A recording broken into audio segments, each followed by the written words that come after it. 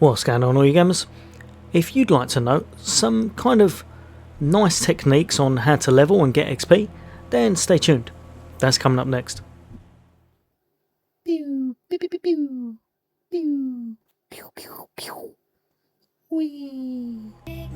Welcome back, all you gamers. So, I've been asked by a few subscribers if there's any kind of easy way to level up to get XP. I'm guessing everyone would like to have some kind of a farmable content that they could just power all the way through and hit max level, which I believe is around 35. Now, unfortunately, as far as I can see, there's not actually anything like that in this game. Now, if I'm wrong, chuck it in the comments. I'd love to know if there is a place, because it would make things a lot easier. But I think what you've actually got to do is just kind of learn how to get XP from the game itself. So probably by far the easiest and quickest way to get XP is by actually creating a character. So if I show you here, we're going to create a new character as such. We're not going to worry too much about their name. There you go, Lightning, sorted, that's a nice name. We'll keep that. But if you have a little look here, the background, bookworm, experience bonus plus 5%. Keep that on. If you're all about powering through and you want to be able to actually just kind of have one character that's a lot, not stronger, but more power leveled than the rest, keep that on. And as well as that, what you'd want to do is go down to their actual attributes, chuck everything down just for the moment, because you can do as you will with that. But this one just here, charisma. This is pretty much the fastest way by far to actually get XP. So if you have a little look, when it's maxed out, you're getting 30% extra XP. So 30% plus the 5, 35% extra XP. That is pretty hefty, to be perfectly honest, and is almost definitely the fastest way to get XP in the game, because you'll be getting that on top of everything you do. Every kill, every mission completion, every time you lockpick, or just every time you use anything or are getting XP, you'll get that 35% on top of it. This is the fastest way in game at the moment to actually get ahead of the game for leveling. And even though you might think it kind of gimps your character as such, as it's probably not the one you're after in itself, if you do have one person with this completely maxed out, they get leadership, which is really good for your whole team, and their strike rate is actually really good as well. So it can work out really good for a character that you're trying to get a lot of special skills out on. Another thing that you'll want to do will be to get that really easy XP. And by that I mean things that you don't really have to go out of the way of, but you might not be doing it. So for example, if you're busting down all of the doors in the game with your melee character because you want to save ammo, that is all well and good, and it can be done, but you're not going to be getting any XP.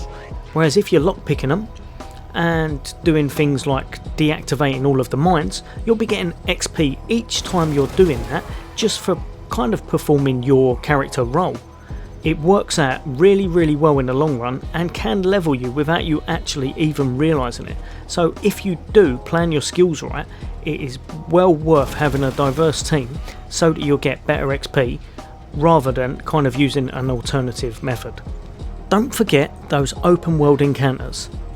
They can be annoying, they can be bothersome, you might want to use survival to get away from all of them, but I would honestly say, if you are not kind of going out of your way to get something, so if you're exploring because you want a certain piece of gear and you want to get somewhere, put a survival character on. That way you're going to get out of everything, you're going to get your destination, you're going to get the gear item. If you're not doing that and you're just going from place to place on the map, don't skip the encounters. They're usually really quick, really easy, and to be perfectly honest, they net you a good few hundred experience, and it's good experience for leveling up your characters. One good thing to have is have someone in your team with something like sneaky stuff, or something along those lines, something so you can get the upper hand and start the actual encounter first so that you can get those easy kills. That way, making it fast, painless, and really good XP. As with pretty much every game, time to kill matters. If you're taking 20 rounds to destroy an enemy, then your XP is going to be exactly the same when you've completed it, but you'll have taken so long that it's going to mean you level up a little bit slower. Now obviously I'm not saying in Super Jerk that you're going to want to rush, because you're going to want to plan out your activities, but probably on moderate settings, and once you get used to the game in general, maybe even on the higher levels, kind of have people in your team that you know can get multiple kills and wipe out lots of adds at once. So for example, that sniper that takes 6 AP is all well and good. They are probably going to kill whatever they aim at, but they might only get one shot off. If you're very lucky, they might get 2 shots off.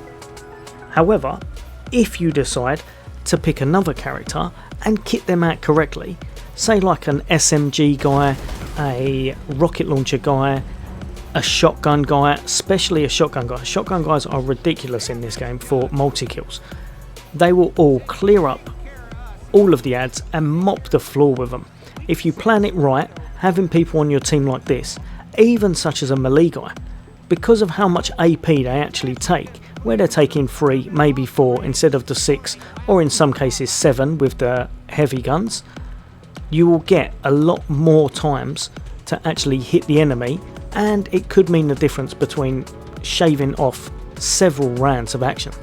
Don't be afraid to use your Kodiak. Now I've covered this in another video and I know it sounds cheap, but if there are 5 adds standing in front of you, and rather than you using 3 or 4 characters to kill them, you can just run them over with your Kodiak, do it. Just do it. It's easy. It's a tank. It's what it's there for. It weighs, I have no idea how much, it weighs enough to crush everything.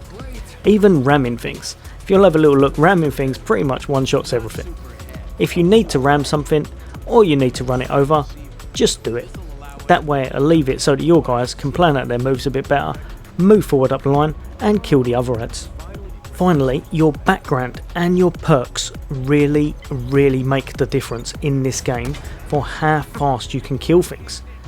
If you're not using any special moves, and you're not using any kind of really good background as such, or in particular certain types of backgrounds, then you'll find it harder to get those multi-kills, and harder in general to actually get a lot of kills. One particular background that is really worth a note is this one just here, Serial Killer. Your action points are -1, so I would say if you can, chuck something in your utility slot that gives you that straight back. That works out really well. But if you have a look, you gain 3 AP for each kill in combat once per turn. So it's only going to activate once per turn, but that is huge. It is ridiculously huge. If you put this on a character that you wanted to run and gun, say like an SMG guy, so say you put that on this guy, what you're going to do is he will also have perks such as this, Trigger Happy. Killing an enemy with an automatic weapon gives plus 3 AP once per turn. It's ridiculous. It's well worth having. It's one of the best backgrounds in the game, and I would definitely advise putting it on at least one of your characters just to check it out. The same goes for some of the perks. If you have a little look, some of them, such as this one just here, Mortar, Blast Radius, and like I said earlier, things like Trigger Happy. There are several perks in the game that actually make the difference between winning or losing. You can really do some ridiculous damage from these perks, and mix and matching it with a nice background skill means you can mop up all of your adds and kind of just clear the enemies a lot faster than you would normally.